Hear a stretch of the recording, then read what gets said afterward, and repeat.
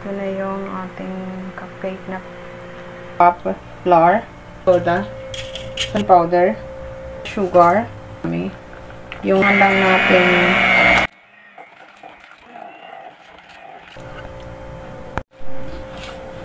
na mga ingredients, 1 iba na dry ingredients. Pagsama, kailangan muna natin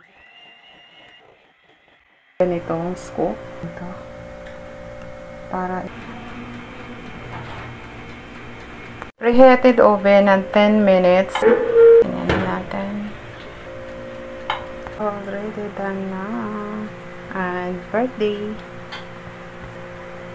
na cupcake. Ito yung nagawa ko. It's a fluffy, guys. A fluffy. Wow. It's a fluffy. The sugars, na peanut salt, sugar.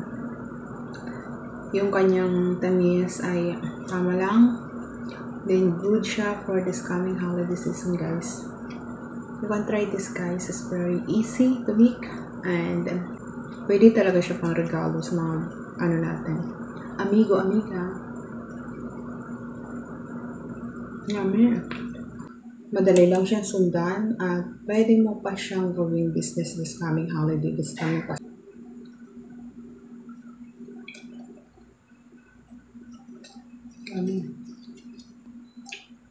Mahilig talaga ako sa cupcake. Sa cheesecake. Kaya, gumawa. Ayan, guys.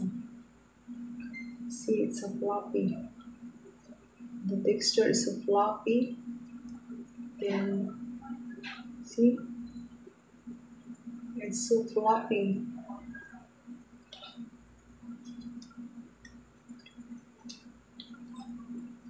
Yummy.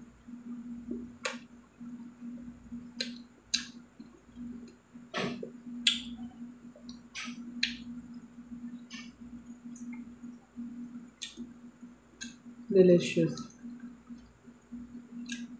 Pwede siyang pambaon ng mga kids.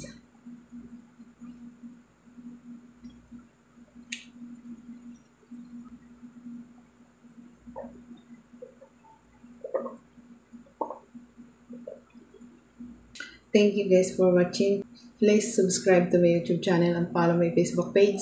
If you buy something, please click the yellow basket and my TikTok shop. Bye guys. Thank you.